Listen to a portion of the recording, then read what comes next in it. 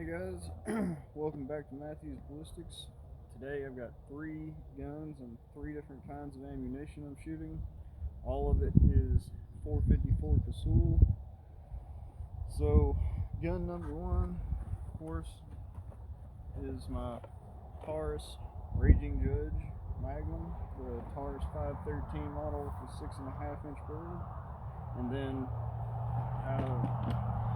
after that, I've got my Rossi Puma lever action 454 Casull. These are really hard to find. And then, of course, I brought the big one with me. This is a Browning Highwall 1885 in 454 Casull with the 28-inch heavy octagon barrel. So today I'm going to do a couple of experiments. We're going to go over the differences in velocity and how barrel length affects that. And to start out with, we're going to use this HSM barrel load ammunition.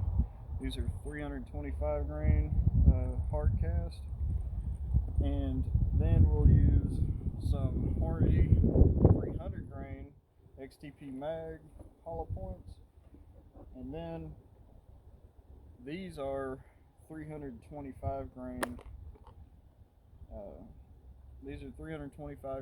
Alco bullets. These are actually muzzle loading bullets meant for muzzle loaders, but I'm loading them in a centerfire cartridge. So experimental rounds, but we're going to get into this.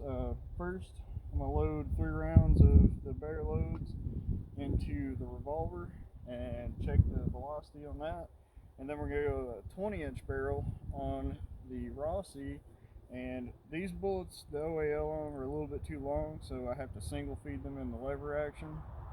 But I'm going to shoot 3 rounds out of there and check the velocity. And then we'll go to the 28-inch barrel and I'll shoot 3 rounds from it and check the velocity. And doing that, you can see how the longer barrels affect the velocity and how they increase it. So first off, 6.5 inch barrel. Go ahead and load this thing up.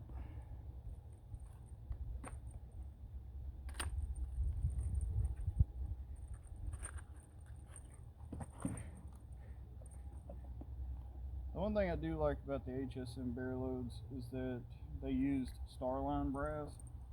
So 3 rounds, 325 grains, hard cast. We got 1204, 1172, 1210 feet per second. So not terrible, but not great by any means. Now, as I said, these won't actually cycle in this action because the OAL on the bullet's too long, but I can single feed them, and we'll check the velocity on that. So out of a 20-inch barrel, the 1200 foot per second jumped all the way up to 1476. So we got another 200 and about 70 feet per second out of it. That's 1432.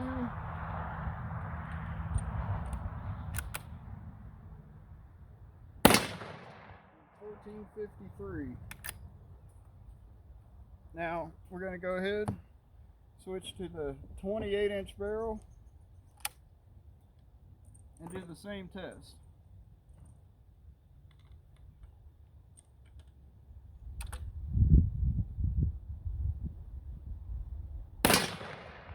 $14.89. I think this gun needs to be cleaned a little bit. $14.99.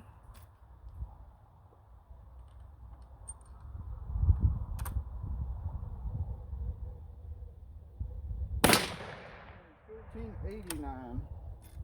So it got it up there about another almost 15 to 20 feet per second higher with the extra 8 inches on this barrel. So now we're going to jump into the Hornady ammo. Now this stuff is 300 grains, but it is going much, much faster.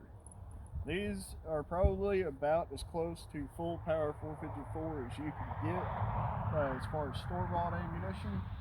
So I'm going to go ahead and do 3 rounds from the revolver, and you'll see what I'm talking about. This stuff is stout.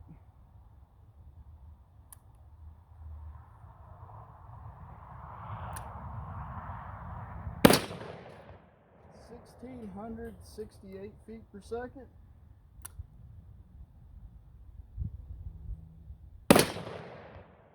(1653).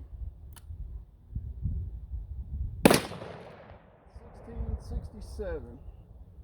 Now these on the box are actually rated at 1650, so Hornady, when they print a velocity on the box, they mean what they say.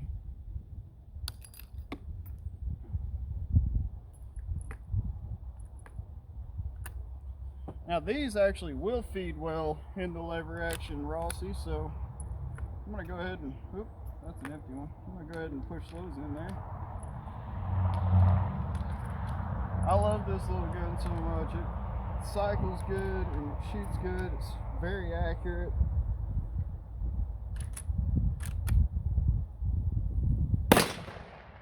(1968).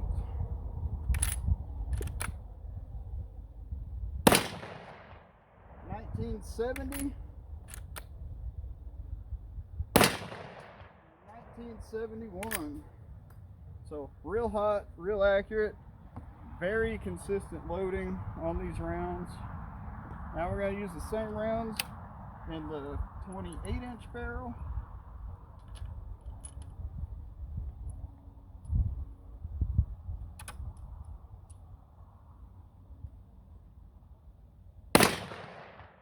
(2,006 feet per second).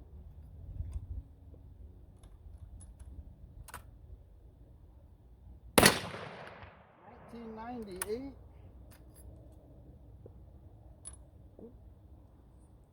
Pick that one up here in just a second.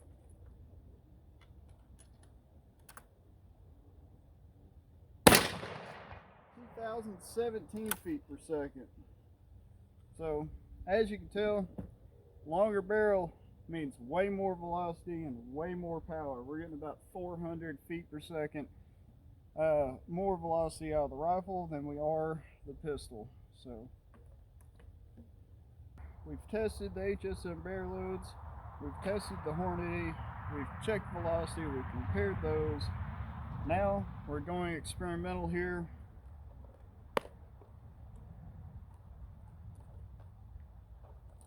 And I loaded these all different. I've got 4 rounds that are 28 grains of H110. I've got 4 rounds that are 28 and a half. And I've got 4 rounds that are 29 and 4 rounds that are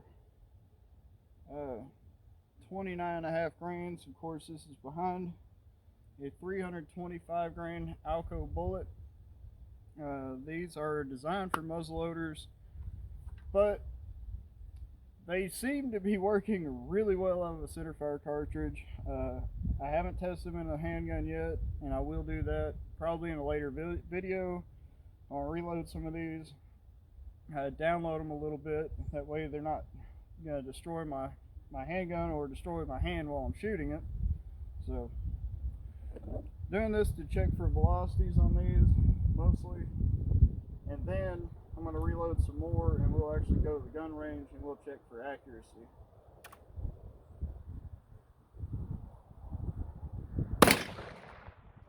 (1657), that's at 28 grains of powder behind a 325 grain bullet. So they're actually hotter than the bear loads are, even though they're a lighter weight. But we're going to check also for consistency of velocity.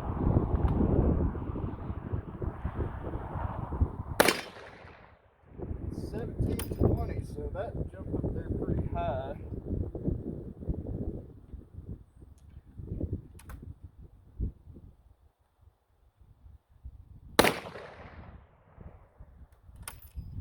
1768. Man, these bullets fly so good too. Props to Alco Bullets, they have created some really amazing bullet technology. 1658. So not real consistent on velocity of those. We had some, I would say the extreme spread's about 70 feet per second on the 28 grain ones. That's a little too high for me. I'd rather see that get closer to like the Hornady rounds, where the extreme spread's like 10 or 15 feet per second. Because again, I will be using these in the future once I get my testing and my load development down. I plan on using them for actually long range shooting with this rifle. I'm working on getting a scope for it, and hopefully I'll get to test these out past out to 400 yards, and then one day I hope to take it on out to 1,000 would be my ultimate goal. It would be super awesome. So we're jumping up 28 and a half grains. 1752.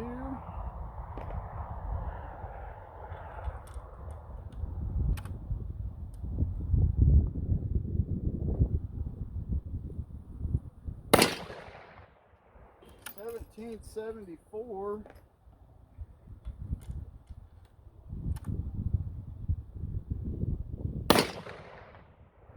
$17.48.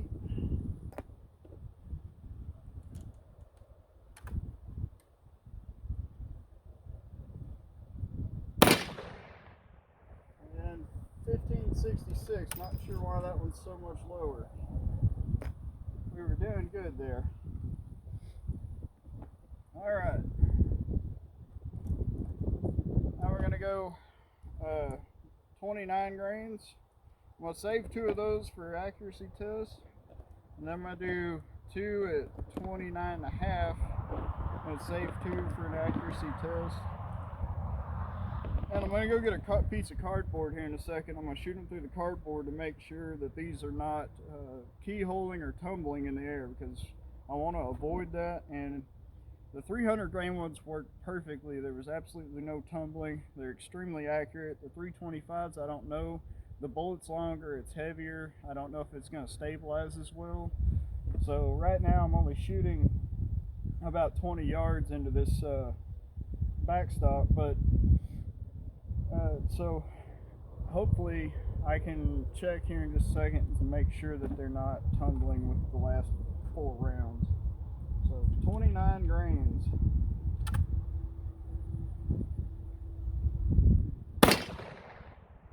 $17.08.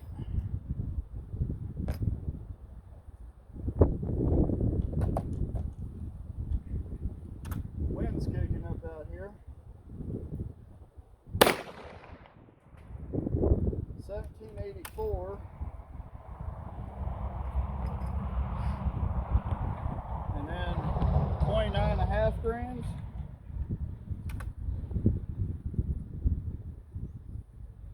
$18.25.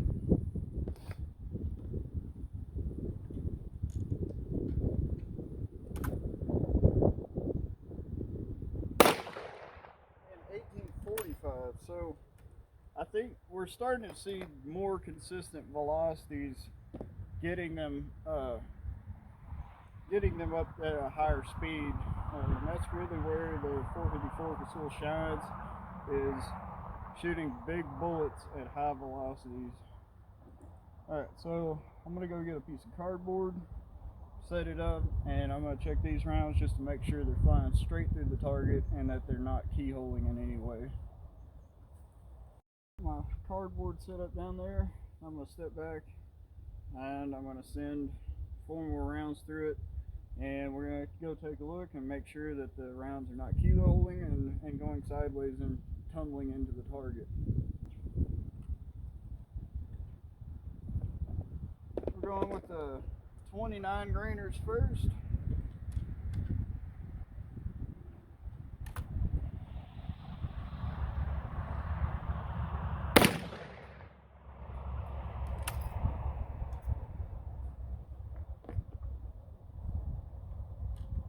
That was 1,728 feet per second, by the way.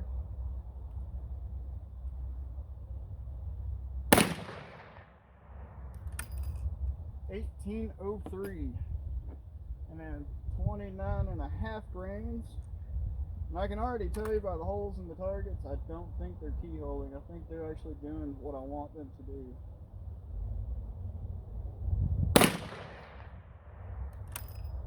$18.55.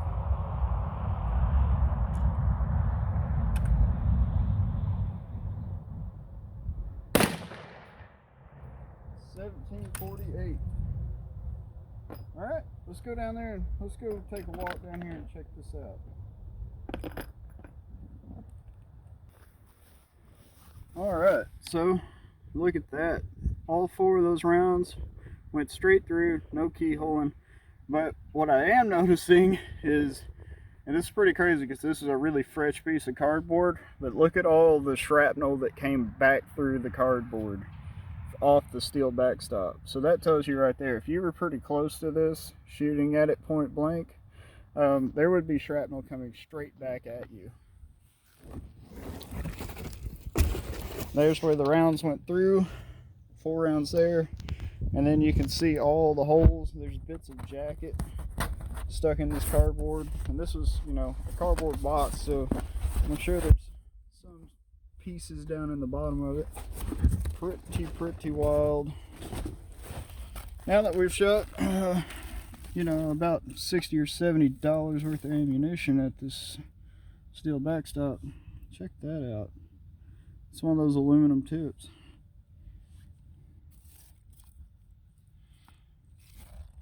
Another one of the 325 hard cast there. Some more big chunk of lead. Another aluminum tip there. Another aluminum tip there. I'm not seeing a whole lot of jacket off of those hollow points or anything. Maybe there's some right there. No, that's a 9mm jacket. There's a big one. Let's see. Another aluminum tip.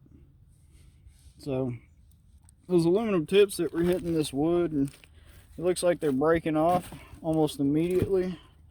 And I don't know if that means that the copper jacket and the lead core are they expanding out immediately after that? I don't know, but I would hope so. And I wonder if the jacket is separating off of these, maybe. It's hard to tell, but you can look at this steel backstop. These really big, deep dented holes, like these up here. That's that 454 Casull. Now these other ones that are blowed out and the ones that went through, that's actually 6.5 Creedmoor. But like that right there, that's a 454 Casull. There's the jacket's still on there a little bit, but yeah. So cool experiment, cool rounds. They're not tumbling. They're going like they should and doing everything that they should. Now I've got to clean up my mess, and as you can tell also, the 454 Casull is a great way to split firewood. Not very cheap to do, but it works out fantastic. Alright guys, so there you have it. This is another 454 video. Both lever actions. This is technically a lever action even though it's a single shot. It's a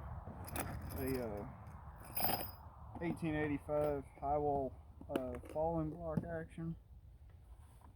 Very, very, very strong construction of a rifle. So those 325 grain Alco bullets are stabilizing just as good as far as I can tell as the 300 grain ones. I think the higher I get the pressure up, the more like the operating pressure of the 454 Casull, it closes in that extreme spread on the velocity real well. As you were seeing in the lighter loads, the velocities were like greatly just all over the place. You know, we're having an extreme spread of like 70 to 100 feet per second or something. And the higher they get in velocity, the closer it gets together. You know, closer it gets, the smaller that extreme spread gets, which is why I really love Hornady ammunition. I hope you guys enjoyed this, and we'll see you next time in the next video. Oh, God. Shoulder's going to be hurting tomorrow.